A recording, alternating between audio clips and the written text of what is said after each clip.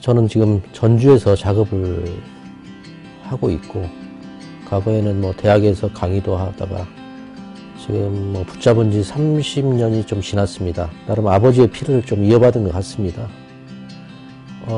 집에 가면 항상 그 건축 청사진들이 막 이렇게 쌓여 있는데, 그걸 보고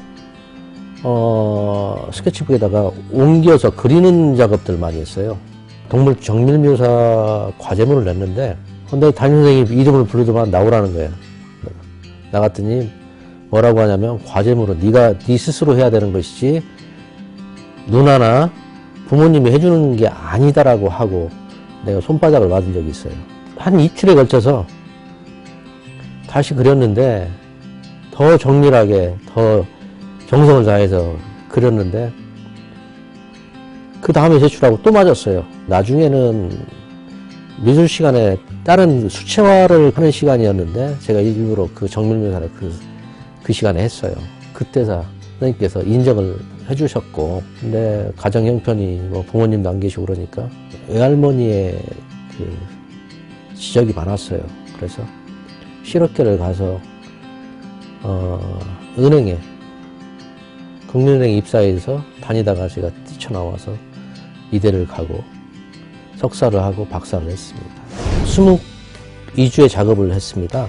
극히 한국적인 게 세계적인 것이다라고 자부를 했고, 제가 표현하고자 하는 뭐 사유와 관조의 그 세계를 수목으로 한번 펼쳐보자 라고 해서 꾸준히 해왔습니다. 2008년도 하반기에 뉴욕 아트페어를 참여를 하고 여러 작가가 참여를 했는데, 저만 작품 판매가 이루어지지 않고 난 이후에 제가 처해져 있는 그 상황이나 내 위치를 좀 알 수 있겠더라고요.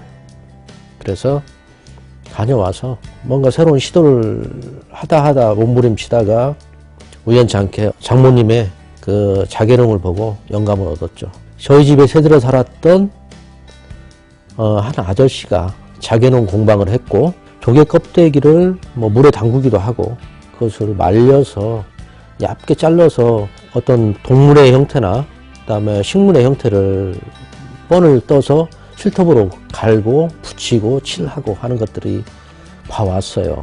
45년 전에 그 봐왔던 그 자개농의 그 제조 과정에서 느꼈던 것들이 일치된 거죠. 그래서 이거다. 사실 자개를 붙이는 현대 작가들이 많이 있습니다. 그러나 저는 좀 공예적인 느낌이 좀 강하게 들어서 자개를 붙이지 않고 자개 느낌을 낼 수 있는 방법이 뭐 있을까라고 해서 유화물감에 대리석 돌가루를 혼합을 해서 그것을 나이프로 혼합해서 미는 작업을 했어요. 이 작품의 명제는 몽류하원도인데요. 몽류하원도라고 하는 것은 장자의 호전몽을 얘기하는 겁니다. 꿈의 나비가 돼서 노니는 거죠. 대자연을 노니는데, 여기에 나타나는 뭐 산의 이미지나 동물, 식물, 꽃, 바위, 말, 이 의미는 대자연을 그냥 의미하는 것이지, 사실 포커스는 이 나비에 있는 거죠. 백색의 그 유화 물감에 그 적색을 살짝 섞어서 혼합해서 이런 나이프로 밀면 이런 색이 나옵니다. 색을 혼합한다는 게 참 나름대로 많이 해보지 않으면 힘들더라고요. 간혹 색을 잘못 섞으면 이게 둔탁해져 가지고 그냥 뭉개지는 경우도 많이 있고, 그래서 뭐 멀리서 보면 그걸 못 느끼겠지만 나이프 작업이라 상당히 거칩니다.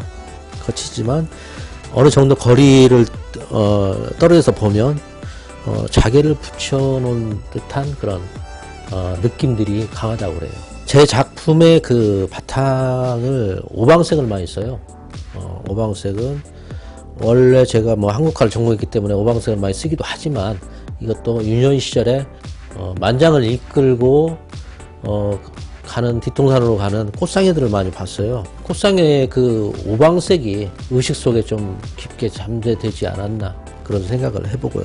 이 전체적인 작품에서 이 말이라고 하는 이 이미지에만 표현한 겁니다. 뭐 전체적으로 같은 기법으로 표현한 것보다 주제만 그 나이프 작업으로 표현하고 싶어서 이렇게 작업을 했는데, 작품의 정신적인 기조는 동양 사상에 있어서 노자 장자의 그 무의자연의 의미를 두기 때문에 좀 관조하는, 직관하는 그런 정적인 표현을 하려고 한 작품입니다.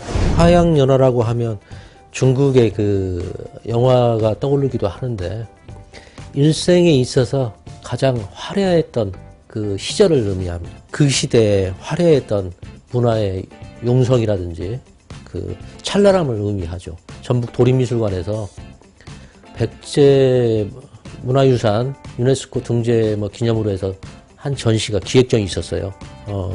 명제는 화양연화. 백제의 그 화려했던, 용성했던 문화를, 꽃피웠던 문화를 표현한 겁니다. 나이프 작업 위에 이 바탕은 아크릴 작업을 했습니다. 네. 유화로서는 이런 느낌이 들지 않아요. 인간과 그다음에 여기 보면 식물들, 꽃도 있고 뭐 고양이도 있고 뭐 새도 있고 공작도 있고, 이러한 것들이 이 우리 대지에서 논의는 어떤 제가 꿈꾸고 있는 유토피아 세계, 제 직관적인 그 사유의 방식대로 나열해서 펼쳐놓고 풀어낸 겁니다. 아직 뭐 새로운 작업들이라 많은 작업을 하다 보면 또 나름대로 어떤 정제된 그 새로운 작업이 나오지 않을까, 뭐 그런 생각을 해봅니다. 이 작품의 명제는 목류하원도입니다. 산의 표현이나 이 모든 것들이 공간의 표현이라든지 아주 몽환적이에요. 중국의 고대 산수화에서 볼 수 있는 그런 산의 형태에서, 그 다음에 더 4차원적인 공간감을 주기 위해서 이 허공에 폭포가 떨어집니다.